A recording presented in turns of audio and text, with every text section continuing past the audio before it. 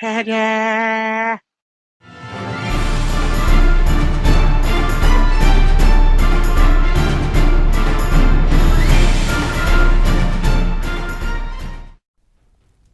Hello gamers, Matthew here from Grey Army Gaming in Lund, Sweden. Today's video is day 6 of Battle for the Borderlands.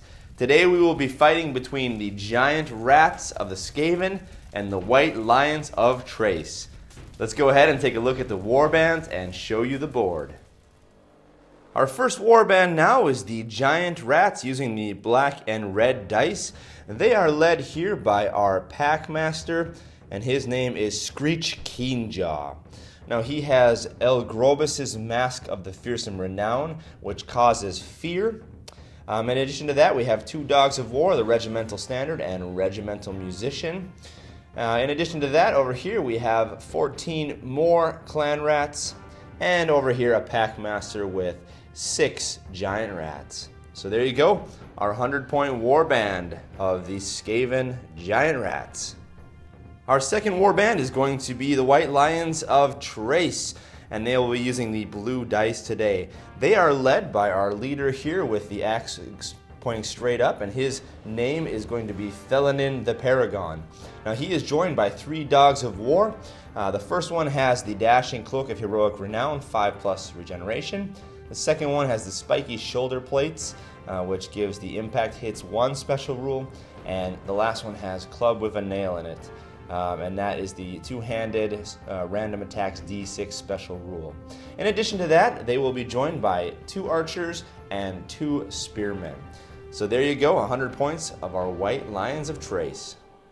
Here is the board we'll be playing on today now, a 4-foot by 4-foot board with some trees and lots of hills, a few rocks, a couple houses over here, and a little settlement on the other edge. So plenty of places to hide. This will be interesting to see how this plays out. Rolling now for side and deployment. Like we said, the High Elves are using the blue and the Skaven using the black and red. So it'll be Skaven gets to pick side and deploy. Here are how things look now after deployment. Let's go over here and take a look first at our Skaven. We've got our unit of Clan Rats right in here, or a big blob of them. Here is our Packmaster leader and our Standard Bearer. Over here we've got another Packmaster and the Giant Rats. They deployed first. Over here now we have our 2 archers up here on the rocks with line of sight, and then we have our 3 Dogs of War, our leader, and our 2 spearmen. So quite a small footprint for the High Elves. We'll see how they do against all of those Skaven. The White Lions deployed second, so they get to roll to see who begins. On a 1 to 5 they decide. Yeah, so the White Lions will take the first turn. No charges to declare, so we will go ahead and let's march these guys up into the hilly area. And there's our warband coming up in the hill. Most of them are in the trees there, so we're going to have to roll for the mysterious forest and see which one it is. 2, that will be an abysmal wood. They cause fear now if they're inside that unit. Good. And those 2 archers are armed with longbows, so they will stay put because they are within firing range. Shooting phase, let's go ahead and have these 2 guys take shots over here at the Clan Rats right here, these 2 that are in the woods. Long range, so they're hitting on 4s. 2 hits and wounding on 4s. There is 1 hit, and we have a save from the Clan Rat on a 6+, no. So that means this Clan Rat is going to be hit, and that means that every Clan Rat within 6 inches will need to test for a panic. Oh, I was worried that something like this would happen. That's why I wanted to put these Clan Rats in the woods to try and get some cover, but they got an arrow through. Now all of these guys here are going to have to test. They are within their banner, so they will get the reroll possibility, but they all have to test. Let's do them all one at a time, and I'll show you how this looks when everything is said and done. So here we have it now. After the rolls, this really decimated the army. We had 5 Clan Rats that ran off the board. We've got 4 of them that are running right now. 1, 2, 3, 4 that remain in the woods. We've got our musician left over, and we've got our banner and our leader. That brings us to the end of the White Lions' turn, so pretty successful round. Let's move on to Skaven, turn 1. No charges to declare, but we do have to roll for some compulsory moves here now. All these guys will have the reroll except for this guy. So let's take him first on the end. 5, he does make it successfully. Next guy, 5 reroll, no. and that will take him off the board. This guy right here, no, with the re-roll, no, and that will take him 2-3 inches off the board. Remember, we have the scurry away rule, which gives him 1 extra. Nope, and that will take him off the board as well. And before we forget, let's go ahead and roll for this woods here. That is a 4, and a 4 will be our fungal forest. So any units within this are subject to stupidity. That's actually really important now because these 4 guys will have to test for stupidity, and if they fail, they will stumble forward instead of getting their full movement. All right, stupidity test, let's go here. 5 on a re-roll. He's fine. Second one, 5 on a re-roll. No. Got it. Next guy right here, he got it, and the last guy here got it. Wow. Remaining moves, let's go ahead and march all of these guys as much as we can up into the treed areas, the forested areas, to get out of the shots of the archers. And there's our 12-inch march. We've got some guys here on the hill, underneath the hill, that are out of line of sight. Those guys have some cover. And we've got our leader, our banner, and our clan rats, all of them avoiding the forest. So hopefully they will be out of line of sight of those archers. That's the end of the turn for these guys. Let's pass it over to turn 2 for the White Lions. Charges to declare. We are going to go ahead and try to pull off some charges with these White Lions over here onto these rats. First one here, we need a 9 to get in. 9 inches total, so we got it with showing an 8. And there he is, just clipping the corner of that first clan rat. Second, let's have this guy charge onto him, the same guy, and he will hold. 7 plus our 5, 12 inches, no problem. And there's the second guy now in contact. Next, we'll have this guy try to charge over here onto this clan rat here. And rolling it out, 5 plus 5, 10 inches. Is that going to be enough? And 10 inches is enough, so he'll come right into contact there.